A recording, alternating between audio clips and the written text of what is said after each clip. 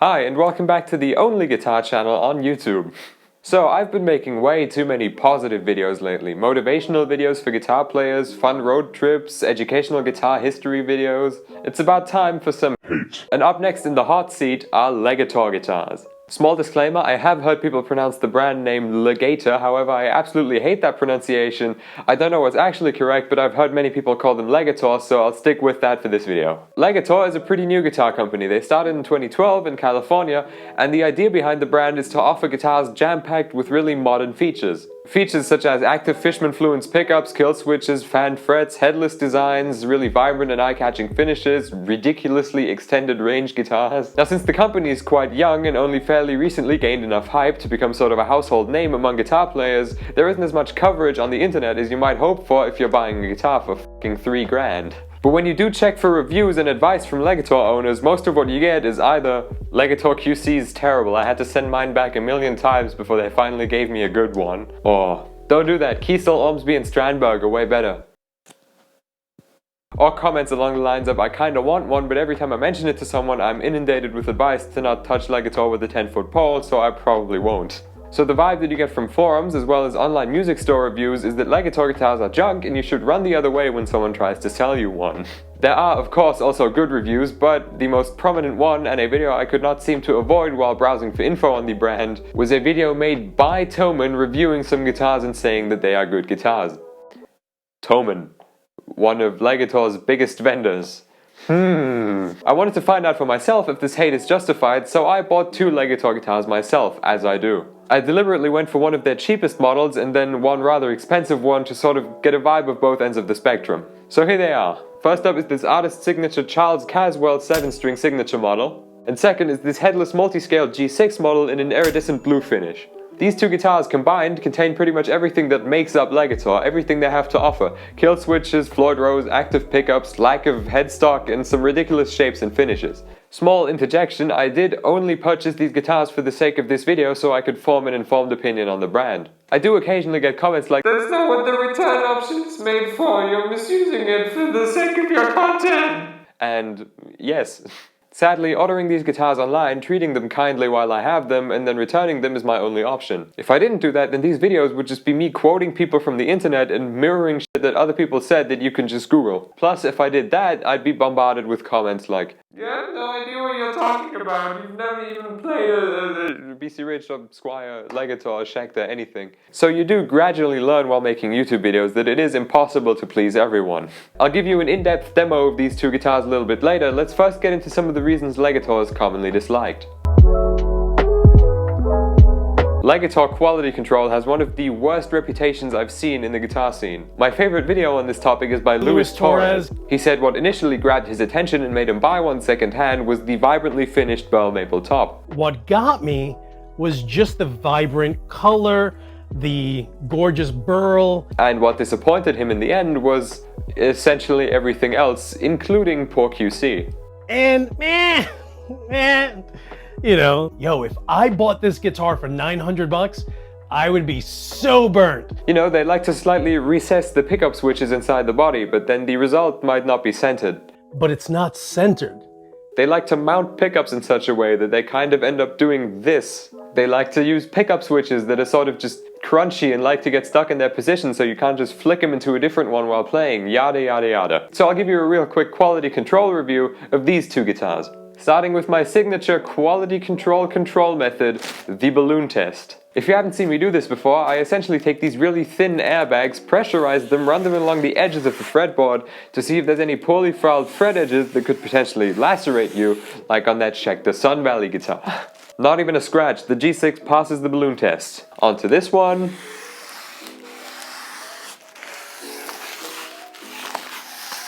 Nothing. Moving on, the finish on this guitar is executed beautifully. It looks great, especially in this light. Again, no sharp fret edges, neck is bolted on nicely, there's no gaps, not as glued in nicely, albeit the slots are a bit deep. Now onto the negatives. There are very few controls on this guitar, one 3-way switch and one volume knob. However, they somehow managed to still make those suck. This is the slowest moving volume pot I've ever felt in my life. You couldn't possibly just like flick it and mute the guitar on stage. And as for difficulties flicking, this is the stickiest, most hard to use switch I've ever used in my life. Also, look at that neck pickup. Remember the issue of tilted neck pickups that I mentioned earlier? While I was building my custom Kramer Beretta, I did encounter the issue of some excess wire underneath the pickup, sort of causing it to tilt one way, but even I was able to fix that issue, so what's their excuse? Now onto the Charles Caswell guitar. First of all, switch and knob comparison. Smooth as butter. The kill switch is also about as smooth as it gets. Oh, and this one's made of metal and has LEDs in it, by the way, so BC Rich might want to take a note. These frets are unusually smooth. The finish is executed beautifully. This bolt-on neck fit is airtight. The pickups are mounted like they're supposed to be. The only negative about this guitar, as far as quality control goes, this right now is only a quality control review, was the extreme resonance back here in the tremolo cavity. I fixed that real quick with a few blocks of foam, but they put foam behind the Floyd Rose, so I'm not sure why they wouldn't just do it like Charbel does with the Guthrie Govan signature and put some in the back as well. So as far as quality control goes, A+, B-. I hate getting such a dry throat from talking. Now, I know everyone's taste is different. I personally really love my Antigua Strat, but I've received very mixed feedback on that from viewers as well. Legator do make guitars that look just fine and actually relatively normal, but then there's things like the Spectre model. This one honestly reminds me of that prototype guitar that BC Rich built for Dimebag Darrell in like a last-ditch effort to get him to switch to BC Rich instead of Dean. There's like a single picture on the internet of him holding that guitar and he does not look impressed. The Legator Spectre is essentially that, but somehow even worse. There's also the ones I have right here today, the Charles Caswell signature model, very comfortable to sit with and with amazing upper fret access, but the price you pay is looking like an idiot. And $1,500. You can't tell me the shape looks good. And then there's the G6, which in comparison looks quite normal, but not really. It sort of looks like if you had a 3-year-old draw a Schecter guitar from memory. Also, the reason I find headless V-shaped guitars quite cool is because the tuners fit quite naturally into that gap in the V, whereas on Strat-shaped headless guitars you have to create a cutout for the tuners, which aesthetically they could have handled a bit better here. An example for more graceful execution of this would be the Harley Benton Dullahan, which leaves the Strat shape intact but has sort of an indentation for tuner access. And then there are the Legator finishes. Now, have a little analogy. With things like burl maple tops and really bright, vibrant colors, it's sort of like with chocolate cake. Some chocolate is good. In fact, some is great. I like chocolate. I also like vibrant, eye-catching finishes. This is good. This is bad. That is too much chocolate. That would be the equivalent of this cake, and I want to throw up just looking at both of them. The wood top, the finish, and as if that one, like, loud and obnoxious enough, there's the f***ing wood grain on the fretboard. Lord help me. Now, higher-end Legators are mostly equipped with active Fishman Fluence pickups, and therefore they all sound the same. And good, may I add. That wasn't a shot at them or anything. Fishmans sound good, I like Fishmans. However, their lower-end guitars, like this roughly $800 headless G6 for instance, will be equipped with something along the lines of these in-house Hive humbuckers. Now just take a listen to those compared to the active Seymour Duncan Nazgul set in this one.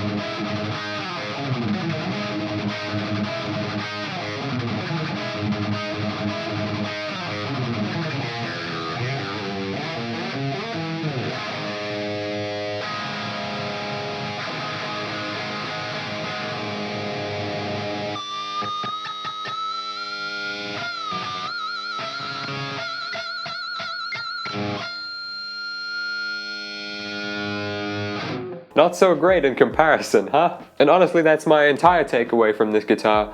Not so great. It feels kind of cheap overall, goes out of tune relatively quickly, the pickup selector and volume pot are really slow, the neck pickup is crooked and I can't seem to fix that. I'm a big advocate for headless guitars, I genuinely like them, but this one just feels like a toy, but an $800 toy.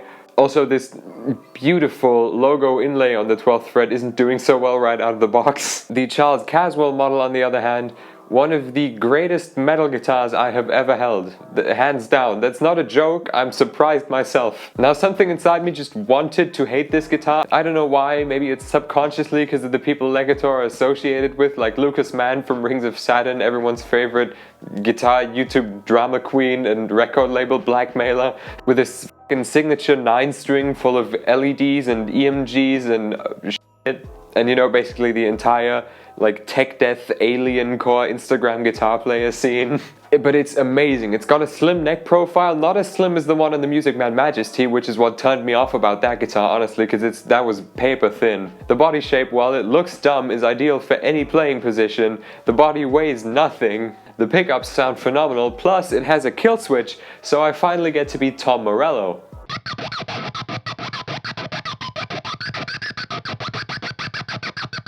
The only downside in my eyes is the Floyd Rose 1000. Please stop making this a norm on expensive guitars. So in summary, is the hate for Legator justified? I'd say no. Legator is a high-end guitar brand, and it happens occasionally that when a high-end guitar manufacturer tries to appeal to a more college student demographic, you end up getting subpar guitars like this one. But if you are on the market for a high-end modern metal spec guitar that is genuinely good, and you believe in function over form so you won't be embarrassed to be seen out in public with this thing, then honestly, Legator is for you. If I was prepared to spend that kind of money on a guitar right now, I would keep this like I kept the Squire from that one video. So that pretty much sums up this video. I know it had a rather surprising outcome, especially for this channel. I surprised myself with it, honestly. If you like this video, you can watch my most recent one somewhere up here. You can sub to the channel somewhere down there if you feel like it. All my social media, Facebook, Twitter, TikTok, Instagram, and linked in the description. Like, subscribe, hit the bell. I'll see you next week.